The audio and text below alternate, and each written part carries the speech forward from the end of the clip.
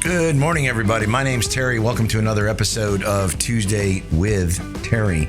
I'm talking to you live from Austin, Texas, where the sun is hot, the barbecue is sweet, and all the drinks are free if you're hanging out with me. Thanks a lot for listening in today.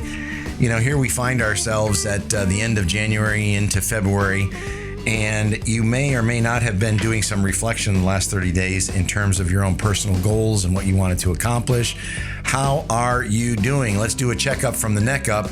How's it going? Are we having success? Are we staying committed? Did you get a good plan? Anyway, if not, or if you did and you got some things you said, man, I got to get a fresh start. It's the beginning of the month. I need to get a fresh start. Or it's the beginning of a new day. It doesn't have to be the new month. It could be the week. It could be the day.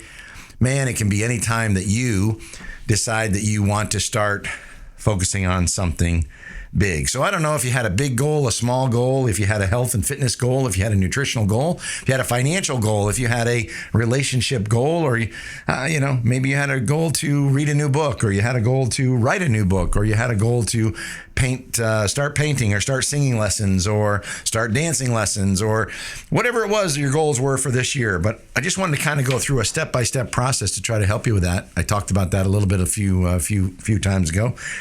But number one, if you're going to achieve anything, you need to have a very clear goal. And when I say clear, what I'm really talking about is something that is exact. It is exact as you can see it. So put your goal down on paper and try to make it as exact as you can. You've heard the story of the graduating class from Yale University. Only 3% had their goals written down on a piece of paper, and 20 years later, they went back and they found out that the 3% that had their goals written down, that they had actually accomplished more financially than the entire 97% of the class. Are your goals written down, and are they written down in detail? Don't just say, I want to buy a house in 2023. What kind of house you want to buy? How big's that house going to be? How many bedrooms? What's it going to look like? How many acres, or how big is the lot going to be? Is it going to have a garage? Is it going to have a parking space? Is it going to have a 2-car garage? Is it going to have, what's it going to have? But get a little bit of detail. Do you want a fireplace in that house? Do you want to have 2 bedrooms? You want to have 4 bedrooms? You want to have 4 bathrooms? What is it exactly you're looking for? Because the better you can identify and clarify your goal, the easier it will be for you to find and spot it when you see it. So number one piece about achieving a goal is it written down? Number one. Number two is, do you have the exact details?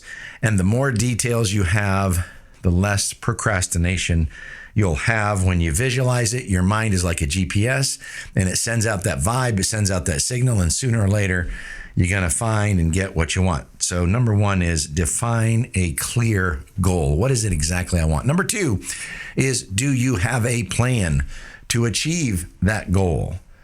Right? So what's the first thing I got to do? What's the second thing I've got to do? What is the third thing I got to do? I tell the story of going to Cabo, right? If you could go to Cabo and live a 4 fun-filled, all-expense paid vacation with me, fly first class, live in a millionaire's villa, live on a millionaire's yacht for 4 fun-filled days, do the things, eat the things, see the things, play with the toys that the millionaires do. How many of you would want to do that tomorrow? And you say to yourself, man, what do I have to do in order to go to Cabo with Terry tomorrow? Why, this is the first thing I got to do. This is the second thing I got to do. And you would find yourself to be more productive in the next 24 hours than you are normally at 1, 2, or 3 days of work. Do you have a clear plan on how to achieve that big goal? Do you have a step-by-step process? Small steps make it achievable. Inch by inch, what? It's a cinch. Yard by yard, it's very hard. You've got to have a clear plan and a step-by-step. Put your goal down on a piece of paper, then begin to put the plans, the steps that it's going to take. What are the actionable items that I can do today? Can I do one thing today, or can I do one thing this week? And before you know it, you will have achieved that goal. Number 3 is self-confidence. Do you believe that you can find the house? Do you believe you can write the book? Do you believe you can tell the story? Do you believe you can find that relationship? Do you believe you can find the job or find the car? It's all about self-confidence, and big part of that is your mindset. Do you have an attitude of gratitude? A lot of times, in order to build self-confidence, if you go into my earlier podcast, I talk a lot about that, but you need to have a list of things that are going well within your life. Everything is not bad. You can see, you can hear, you can talk, you can walk. You have the use of your arms and legs. Imagine you trying to do what you do every single day as a paraplegic, sitting in a wheelchair or breathing through a tube. It would be very difficult to do that. Be grateful and thankful for what you do have and focus on the positives. My good friend Ellen Latham talks about the time she lost her job and how she got started in Orange Theory Fitness. But before she started Orange Theory, she got fired and let go from a job. And then she had to go out and start her own little group, a workout in her house, in her garage. She started Pilates, and then she found a space. But she really focused on what she had versus what she didn't have. Build on what you have. There are a lot of good things. You just have to sit down and find them and seek those things out, write them down, and repeat them to yourself. Another way to build self-confidence is to keep your promises to yourself. If you say you're going to get up at 6 o'clock in the morning, get up at 6 o'clock in the morning. If you say you're going to make your bed, then make your bed. I talked about Admiral McRaven and his book, Make Your Bed, or his talk, Make Your Bed. First thing you do in the morning is make your bed. You feel this sense of accomplishment, like I've already completed and accomplished something. And if nothing goes well at the end of the day, if nothing goes well the rest of the day, then at the end of the day, you can come back and at least you've made your bed and you have a made bed to get into. That feels good. All I'm suggesting is keep your promises to yourself. You got to feel good. You want to start feeling good and building your self-confidence? Start exercising. You don't feel like exercising, but when it's done, you feel good about what you just did. You feel like you're doing something for yourself. You feel like you have given back to you. That's called self-care, and you need to do your workouts and get your workouts in. Get active. If you don't want to work out, then get active. Go for a walk, go for a bike, do some gardening, do some house cleaning, but get up, move around. Just get moving, right? All of those pieces helped to build your own personal self-confidence. Number 4 is building good habits, right? So what are habits? Habits are really a routine that we get into. Do you get up every morning and make the coffee? Do you get up every morning and have breakfast? Do you get up every morning and exercise or work out? Do you get up every morning and read? Do you get up every morning and meditate? Those are small habits. Do you get up every morning and look at your phone? That's a habit. Stop doing that, by the way, because it distracts you. You start looking at social media and you look at what everybody else has and what everybody else is traveling to and where they're going. And man, I wish. And you begin to want and want and want. Get satisfied with what you have and stop wanting for everything else, right? So stop looking at that phone the first 30 minutes in the morning. Build good habits. Build those routines. Find a comfortable routine that gives you the happiness, the moments of peace, the moments of happiness that you need in your life. Again, habits also help you with procrastination. If you don't have a lot of good habits set up for the day, you're probably procrastinating. You're thinking about, how am I going to achieve this goal and what do I need to do? No, get the goal, get the plan. Get some good habits, and you get into a routine. And that routine, good habits lead to success. Bad habits, no success. No habits, failure.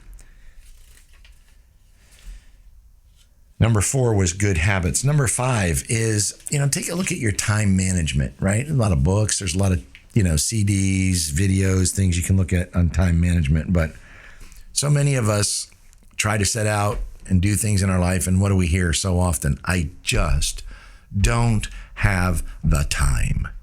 Really? You don't have the time? Remember, I've talked about in the past, doing and getting done. Part of the reason you don't have the time is because you don't have the plan. If you have a plan and you say, I need to be here at 9 o'clock, I need to be here at 9:45, I need to be here at 10 o'clock, I need to be here at 11:30, and I need to be here at 12:30. I've got a 1 o'clock, a 1:45, a 2. You need to get scheduled I need to do a better job with this myself. But you need to get scheduled so that you are structured in your time. And what that does is it helps you accomplish and get things done. It is time management. You want to get results? Get on a plan. Don't put things down just to do. Take those to-do items and list them in a schedule of when you plan to do those things. Now, if you are in sales, and some of you listen to my podcast that are sales associates at Orange Theory Fitness, some of you are studio managers at Orange Theory Fitness, but I want to tell you, you need to get some structure. I say that with a little bit of a twang, but you need to get some structure into your day. And structure, all structure is a plan. When am I going to do what by when? What are you going to do and when are you going to do it? And how long are you going to give yourself to do it? And what is the objective while you're doing it? I'm going to go out and talk to 5 people outside of the studio today and give them a guest pass. My goal is to get 2 of them to set appointments with me to come back and try out Orange Theory Fitness. I'm going to do that at 11:30. At 11:30, I'm going to exit the studio. I'm going to have 10 passes. I might see 5 people, but I'm going to try to talk to 5 people. I'm going to get their name. I'm going to get their contact. I'm going to tell them briefly about what Orange Theory Fitness is. I'm going to give them the 30-second elevator pitch, ask them if they want to know a little bit more about it, get their name and their contact, and invite them to come back. I'm going to excite them about my program and invite them to come back in and give it a try. Now, a lot of times people don't like to do that because they say that doesn't work and people are going to reject me. They're going to turn me down. And I say, you're absolutely right. It's going to happen. So instead of going and looking for 5 people to talk to with 2 people that want to come in and try it, go look for 5 people that will tell you, no, I'm not interested. Look for the no's, because as the glass is half full or the glass is half empty, when you find the no's, you're going to talk to enough people that you'll also find the yeses. If you just look for the yeses and people tell you no, you get disappointed, you get rejected, you get dismayed. You go, I can't do this. This isn't working. So stop doing that. Look for the no's. Tell your team to go out and look for the no's. Get the no's. Get the people that say, I'm not interested. Find 5 people that are not interested in Orange Theory Fitness. And I guarantee it, you'll find 4 or 5 that are interested in the program. You can do that for your own business as well. Time management, don't do it, get done. Next one is get really about time management. It was really planning the day and having in that plan, having some cushion within that day. And I guess this really falls under time management as well. But if you look at all the greats, right? Look at all the people that did great things, whether they were great celebrities, whether they were great sports people, whether they were great scientists, whether they were great philanthropists, whether they were great politicians. It doesn't matter. You, me, and everybody great has 24 hours in the day. All it really comes down to is how do we manage those 24 hours? How many hours are you going to sleep? 7 hours? 8 hours? Okay. Now you got 16 hours. How many hours are you going to work? 8 hours? 9 hours? Okay. So now you got 8 hours left. What are you doing with those 8 leftover hours? Maybe it's an hour and a half eating. But many of us have very idle time that we call relaxation, but it's very unproductive. We're surfing channels. We're surfing social media. We're wasting our time instead of being productive. All I'm suggesting is find those 8 hours that you're not using. 8 hours to sleep, 8 hours to work. You got another 8 hours of whatever you want to do. You want to get your workouts in? Use that time. You want to write a book? Use that time. You want to do research? Use that time. That's time management. The next piece is really in terms of, that was number 5. Number 6 is starting small. How do you start small? If you have a big goal, sometimes you can get overwhelmed and go, holy cow, how am I going to accomplish that, right? I want to build a business. I want to open a business. I want to buy a business. What's the first thing I got to do? What's the second thing? So the key piece on that when you're starting on a big goal is to start small, right? You've got to walk before you run. Right? You've got to talk before you sing. And so break it down into the smallest parts, right? How do you eat an elephant? How do you eat an apple? One bite at a time. All of that being said, the more productive a person is with small and manageable pieces and can get those accomplished, they feel better, they feel motivated, they feel like they're moving toward their goal, and it is more meaningful. And I promise you, smaller little pieces will be more enjoyable. You don't have to solve the problem in one day. You don't have to write the book in 1 week. You don't have to build the business in 1 day, 1 week, or 1 month. Set yourself, get perspective. Remember I talked about that timeline a week or two ago. 0 to 100, get some perspective. How long is this going to take? But again, start with something small. Start with something easy that you can take care of. And the last piece is really taking care of yourself in the whole process. When you set out to take on a big goal, sometimes you get, overzealous. Sometimes you get I'm an all or nothing guy. I'm an all or nothing woman, man. I put everything into it. And what happens is you forget to take care of yourself. And I would tell you this, if you're going through adversity right now in anything, man, take care of yourself. The number one thing is step back and make sure you're taking care of yourself. Are you eating right? Are you getting your exercise in? Are you drinking enough water? Are you getting some sunshine? I can't tell you how important sunshine is just getting out instead of all the curtains closed and living in a dark area. Open the curtains up, step outside, go for a walk and get some sunshine. Vitamin D and the sunshine does amazing things for your attitude. Dr. Kellogg found that out in Battle Creek when he did a study with a lot of his patients. If he just took them out and sat them out in the sunshine, the results began and the recoveries began to be quicker, better, and faster. Don't forget about the mental and the physical. Good mental health, good physical health. And remember self-talk. What's the story you're telling yourself? Are you telling yourself it's impossible? Are you telling yourself today's going to be another day like yesterday, and yesterday was terrible? We might as well go eat rocks. It was a rainy day, and it was snowed, 2 feet in Flagstaff, Arizona the other day, and we had to close the gym. And oh my gosh, everything's terrible, and nobody's going to join. Is that what we're telling ourselves? Clear your mind. Clear your mind. How do you clear your mind? There's 2 quick ways. Number 1 is sit down and be quiet.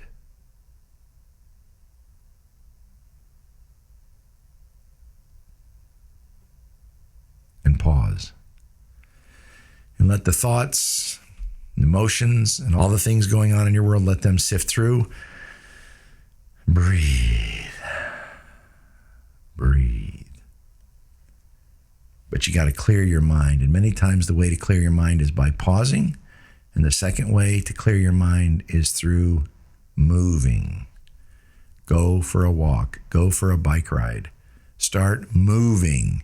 Because when you move, you're thinking about other things. The blood is flowing. The endorphins are coming. The dopamine is flowing. And you start to feel better about life. You start to feel better about the day.